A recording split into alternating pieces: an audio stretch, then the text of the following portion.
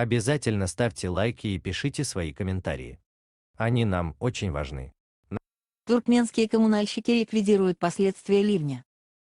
Штормовой ветер 21 декабря покрыл улицы и дороги в Лебапском вилаяте песком, пылью и мусором.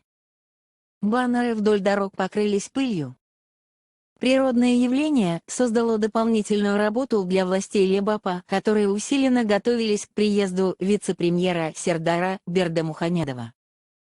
Работникам коммунальных служб вилаята всю ночь пришлось заново убирать улицы и устранять нанесенный ветром урон 21 декабря. С утра между 900 и 10 часами в ряде регионов Туркменистана начался сильный ветер.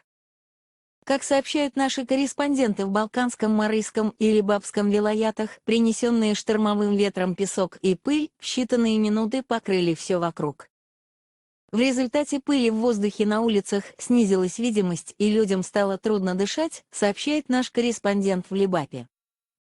Даже вполне здоровые люди, находившиеся на улице, испытывали трудности с дыханием. Людям с аллергией пришлось сидеть дома, рассказал житель Туркменабада в анонимной беседе с нашим корреспондентом.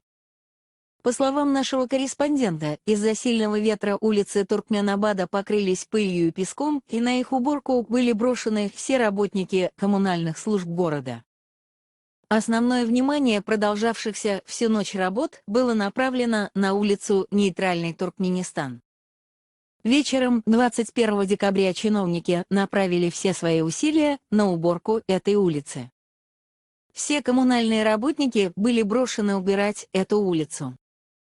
Они сказали, чтобы к утру 22 декабря эта улица во что бы то ни стало была чистой. Потому что утром 22 декабря в вилайат приехал сын президента Сердар. Работники всю ночь не спали и убирали саму улицу и близлежащие территории, рассказал знающий ситуацию источник,